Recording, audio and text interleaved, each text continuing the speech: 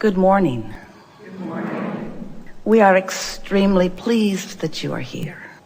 It is good to come together for the purpose of co-creating. Do you agree? Yes. Yes, of course you do. Co-creating at its best, yes? Yes.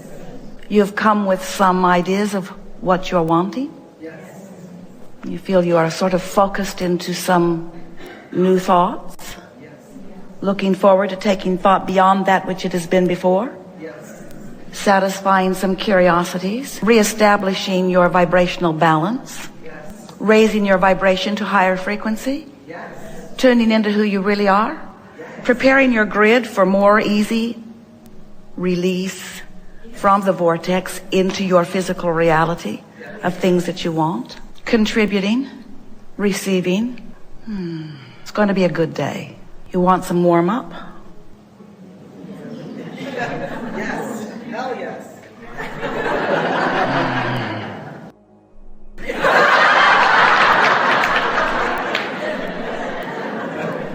Do you know that you are the creator of your own reality? Yes. And do you know the reason that you are is because you are offering a vibration that law of attraction is responding to? Yes. And do you know that you have control of the vibration that you offer? And do you know that you do a really lousy job of controlling the vibration that you offer? We love you so much, but you are vibrational beings who, for the most part, have forgotten that you are vibrational beings. So you've trained yourself, because of the environment that you live in, to be more observing beings, to be more observing of that which is surrounding you. And as you observe what is surrounding you, we're not just talking about what you're seeing. We're talking about your awareness of what is. Your awareness of what is, your sort of opinion of why what is as what is. Your conversations with others about what is.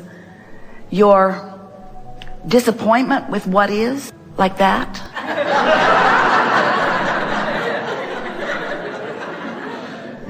And so as you observe what is trains you into a frequency that doesn't allow what is to shift into what is wanted. Now, if what is what is wanted, then observation is a wonderful thing. And we are encouraging you to make lists of the positive aspects of what surrounds you, to count your blessings, so to speak, to acknowledge the things, to get on rampages of appreciation, to acknowledge the things that please you. But if there are aspects of what is that are not pleasing you, then observing and conversing and remembering and beating the drum of just practices a vibration. And that's what we mean when we say you are not controlling your vibration as well as you could, because you're letting what is dominate your vibration. And you don't have to, because you have the power of selective sifting. You have the ability to focus. You have the ability to weigh the pros and the cons and to focus more on the pros. You have the ability to look for solutions even when a problem is surrounding you. You could be solution-oriented in the middle of a problem. Jerry and Esther built a magnificent house in San Antonio. And it's one of those crazy high-tech houses with touch panels around. And the house seems to have a mind of its own. And so there was an electrical storm the other night, and some of the systems stopped working.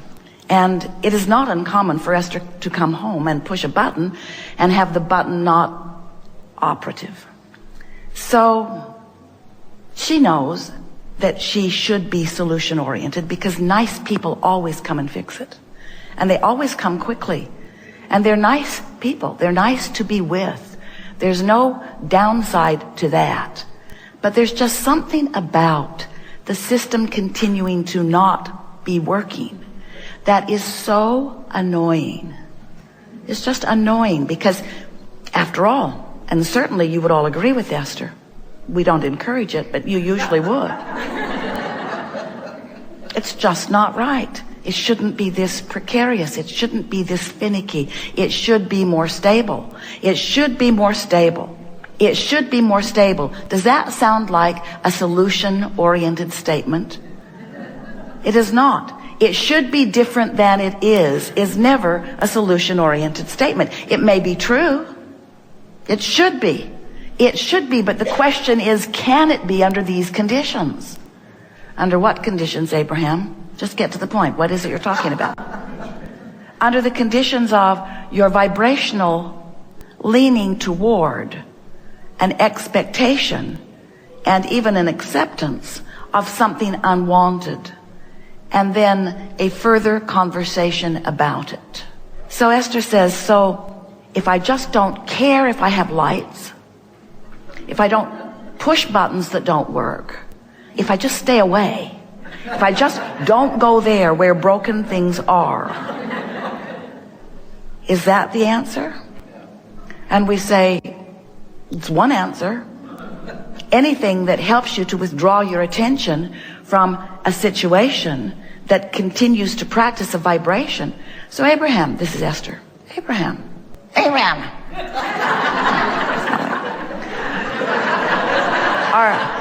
Are you saying to me that standing in the middle of something unwanted, that there is a way to observe the unwanted? In other words, I can't put my head in the sand. I can't move away. I can't be someplace else all of the time. So avoiding the what isness doesn't seem practical. So are you saying that there is a way that I could be in awareness of the problem, but still a vibrational match to the solution? Is that what you're saying? And we say, that is what we're saying. That's what we're encouraging. An understanding that you can be a vibrational match to the solution, even when you are standing with the evidence of the problem. And that's what we mean by being aware of your vibration and doing something about what your vibration is.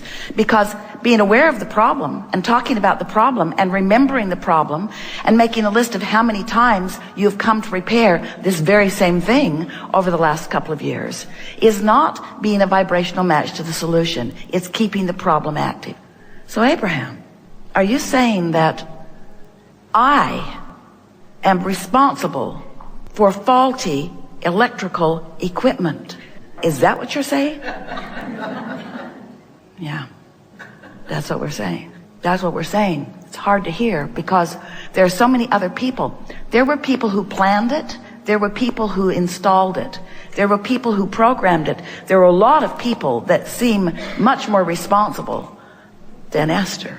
But there isn't anybody else responsible for anything that's happening in your experience. Now, if that's hard for you to take, get over it. Because until you accept that you are the vibrational center of your world, and that everything that comes to you, every relationship, everything that happens around you, every convergence of experiences, everything that happens to you, everything that you experience is a result of your vibrational offering. And we know, of course there are things that you don't want to happen. And of course there are things that you would rather not observe. And of course this is a minefield at times that you are navigating your way through. But when you accept that you have the ability under all conditions to be solution-oriented, even when the problem is blaring, and you start tuning yourself on situation after situation to be solution-oriented, then you'll get control of your vibrational point of attraction. And that's really what we're wanting to talk most about here today, because you are the creator of your experience, because you are the focuser of your world. And as you are the focuser of your world, you are the offerer of vibration. And since law of attraction is responding to your vibration, everything comes back to what your point of attraction is. And your point of attraction is evidenced to you, not just in the things that are manifesting around you, but by the way you are feeling. In other words, before a manifestation occurs, you have emotions that are letting you know what your point of attraction is. If you're grouchy, your point of attraction is not going to please you as it yields to you the results of that vibration. If you are afraid, your point of attraction is not going to please you as it yields to you the response to the vibration that is the reason that you feel the way you feel. The emotions that you feel are always about what your vibrational relationship is with who you really are and what you really want. A friend was telling Esther a story a while back about being a substitute teacher at a school. And there was a little boy at the school who was clearly neglected. Not abused, but neglected. And Esther's dearest of friends said, I so wanted to just scoop him up and take him home on the weekend. I just wanted to give him a little piece of a better life. But if your life has caused you to want it, in other words, if your life has caused you to expand to that, then you not going along with that expanded version is what equals your diminished joy. It's what equals negative emotion. So if life causes you to want it, and it does all day, every day, but you maintain the frequency of the problem, or the frequency of the complaint, or the frequency of the need, or the frequency, we're beating the drum, the frequency of the absence of it.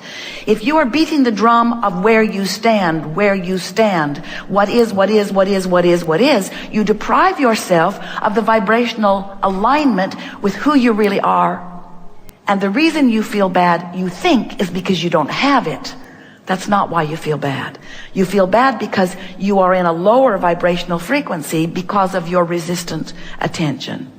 You feel bad because you're not up to speed with who you are, not because you are depriving yourself of that thing or that person or that situation that you want. Isn't that nice to know?